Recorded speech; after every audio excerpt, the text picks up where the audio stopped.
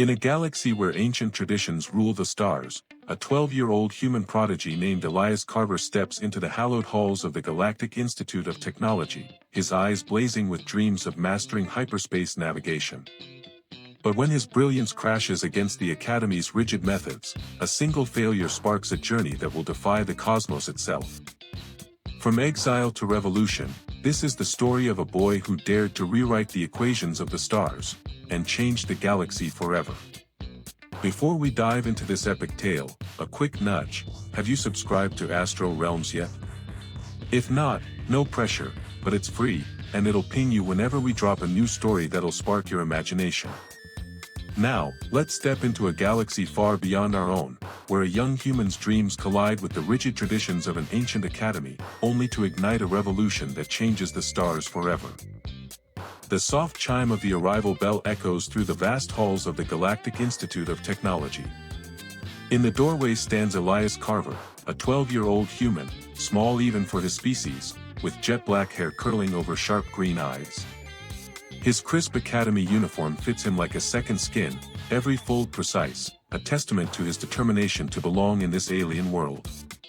My exoskeletal plates hum faintly, stirred by something primal, a protective instinct for this fragile, brilliant creature. So young, yet so full of fire. "Welcome, Elias," I say, my primary manipulator gesturing him inside, its joints clicking like a metronome. "I'm Professor Zykra, head of quantum dynamics. Your credentials are impressive."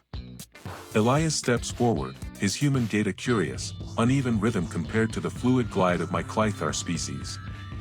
His face betrays a flicker of nerves, tightened lips, a slight squint, but his voice is steady, high-pitched with youth. "It's an honor, Professor. I've studied your work on hyperspatial vector fields.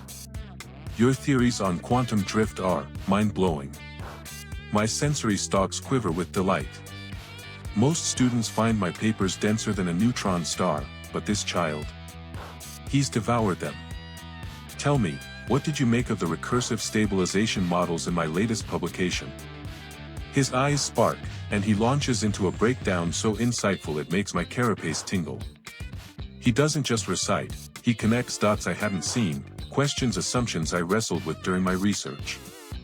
For nearly half an hour, we spar over quantum theorems, his age fading into irrelevance. This boy is a supernova in the making. "Remarkable," I murmur when we pause, my manipulators folding in awe. In all my cycles teaching, I've never met a student your age with such a grasp of hyperspatial theory. Elias beams, but there's a grounded humility in his posture. "I just want to prove I belong here, Professor. The hyperspace navigation course, it's everything I've dreamed of. Plotting jumps across the galaxy. That's magic to me. With your mind, Elias, you'll do more than belong, you'll shine." My carapace warms with certainty.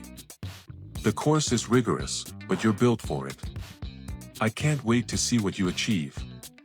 As he leaves, practically bouncing with excitement, I feel a rare thrill. I've taught countless students across centuries, but Elias Carver is different. Special. His potential hums like a starship's core.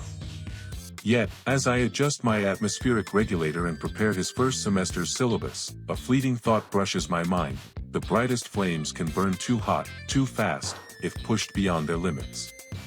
The end of the first semester arrives, and the Academy's gleaming corridors seem to dim. Elias sits across from me, no longer the eager boy who first entered my office. His shoulders slump, a human gesture of defeat I've learned to recognize.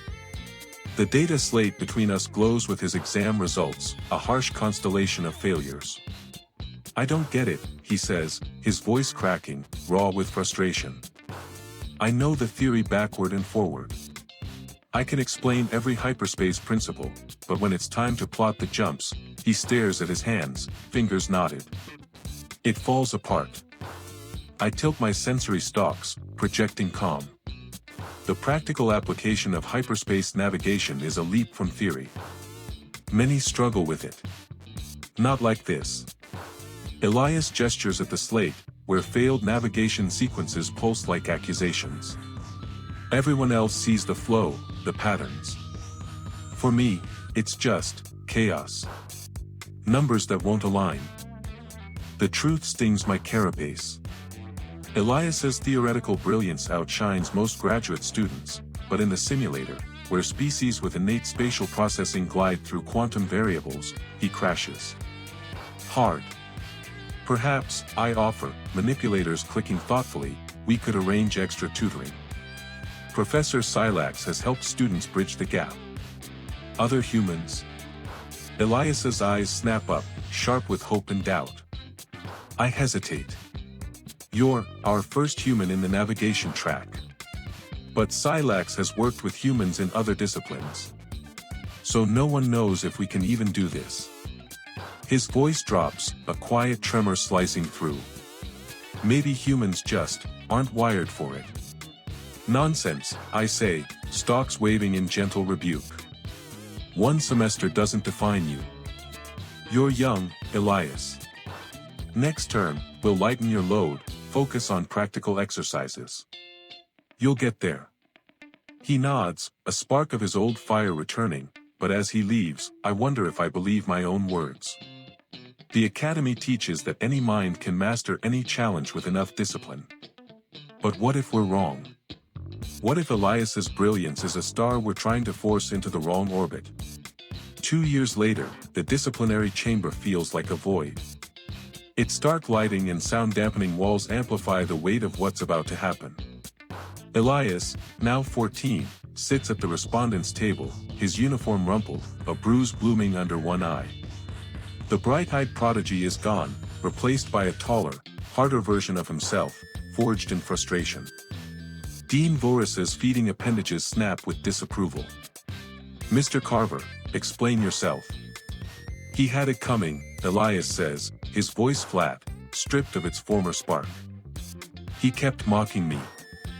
Flop Carver, can't plot a jump to save his life. Every day. I snapped. This justifies assault. Voris sways, his tone icy. Young Tvar suffered a fractured sensory node and 2 broken struts. He'll need weeks of recovery. I shift in my seat among the faculty, my carapace tight. We all saw Elias unraveling, 6 failed navigation attempts, slipping grades, isolation from peers who mocked his struggles. But violence? None of us predicted this. The Academy cannot tolerate such behavior, Boris continues, especially from a student who has failed to meet our standards despite every accommodation. Accommodations? Elias's laugh is bitter. You mean making me retake the same impossible course? Watching everyone else just get it while I drown in variables? Yeah, real helpful. Mr. Carver, I interject, unable to stay silent, your theoretical mastery is still extraordinary. If we tried a new approach? No, his voice cuts like a blade. I'm done. Humans can't do this. Our brains don't work like yours. I see it now. That's not, I begin, but Voris silences me with a raised appendage. Mr. Carver, after reviewing your record and this incident, the board has decided. You are expelled from the Galactic Institute of Technology. Elias's face cracks, then hardens into something cold. He stands, deliberate, his voice low but steel-edged. Fine. I'll find my own way. A better way. You'll see.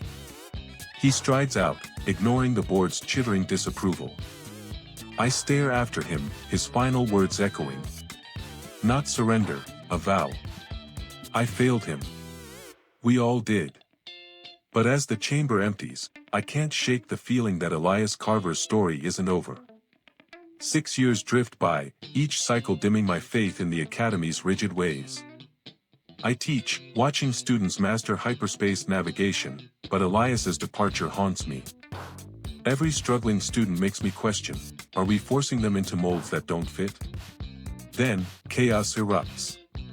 During a lecture, data pads buzz with an emergency broadcast. The Sol system, Earth's home, is under siege. The announcer's appendages tremble. Hostile forces have breached Sol's defenses. The region's dense gravity wells make FTL navigation nearly impossible, crippling relief efforts. A student, Unvarian with glowing sensor pads, raises a claw. Professor, can't our navigators plot jumps through Sol's gravity fields?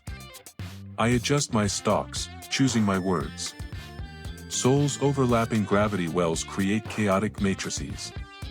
Even our best navigators struggle. Small errors spiral into disaster. But the humans are part of the Galactic Accord, another student protests. We can't just leave them. We're trying, I say, manipulators spreading in uncertainty. But in combat, with shifting variables, humans may have to rely on themselves. The room falls silent. My thoughts drift to Elias, now 20, somewhere in that war-torn system. Is he fighting? Surviving? I hope he's found his better way. That evening, my dwelling's holodisplay flickers with war updates. A human refugee, her face etched with exhaustion, speaks. The enemy moves faster than we can. By the time we plot a jump, they're gone. Our limitations are killing us. The report shifts to casualty lists, 50 million dead in weeks. Sol's gravitational chaos, a natural fortress, also traps humans, making evacuation or aid nearly impossible. I think of Elias and the Academy's refusal to adapt. Did our rigidity doom a species? Years later, I'm senior faculty, but the title feels hollow. Administrative duties bury me, and I question the Academy's dogma. One afternoon, the corridors buzz with excitement. Every screen flashes an emergency broadcast. Breaking news from Sol, human fleets are navigating the gravity fields with unprecedented precision. My carapace locks in shock. Tactical displays show human ships dancing through space, executing jumps that defy our calculations. The announcer continues, this breakthrough stems from AI-driven navigation systems, processing Sol's complex variables in real time.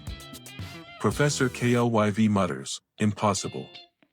Computers can't handle quantum flux like organic minds. They're doing it, I say, watching the ships move with impossible grace. They've found a way. Elias's words echo, a better way. Did he do this? Did his failure spark a revolution? The Lynn Prize ceremony streams galaxy-wide. The presenter's appendages quiver with gravitas. This year's recipient, the youngest ever, has redefined FTL travel. Ladies, gentlemen, and beings, I present Elias Carver. My sensory stalks freeze. Elias strides onto the stage, a broad-shouldered man, scars tracing his face from the war. His eyes burn with the same intensity one saw at 12.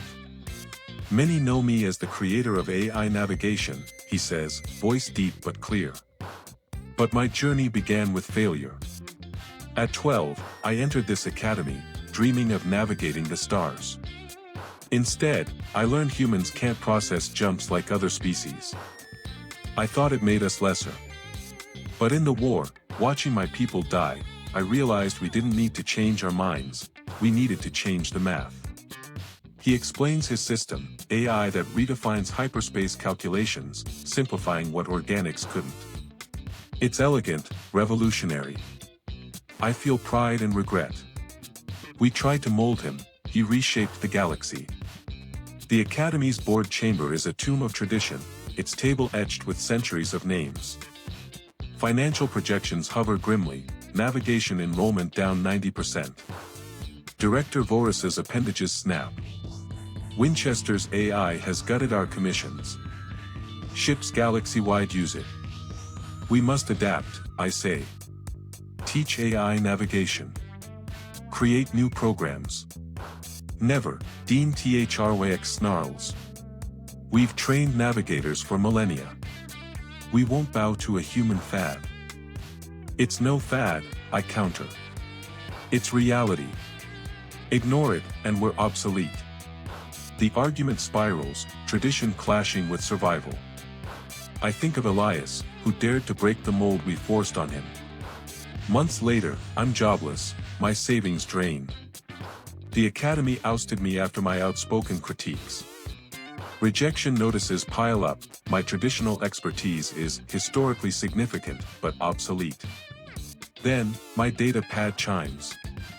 The sender, Elias Carver. Dear Professor Zykra, I've followed your departure from the Academy. Their loss is my gain. I've acquired the Institute and want you to help reshape it. We need teachers who bridge the old and the new. Join me as Dean of Quantum Dynamics. Let's build something extraordinary. My carapace hums with purpose. I polish my formal plates, unused since my exile, and prepare to meet Elias.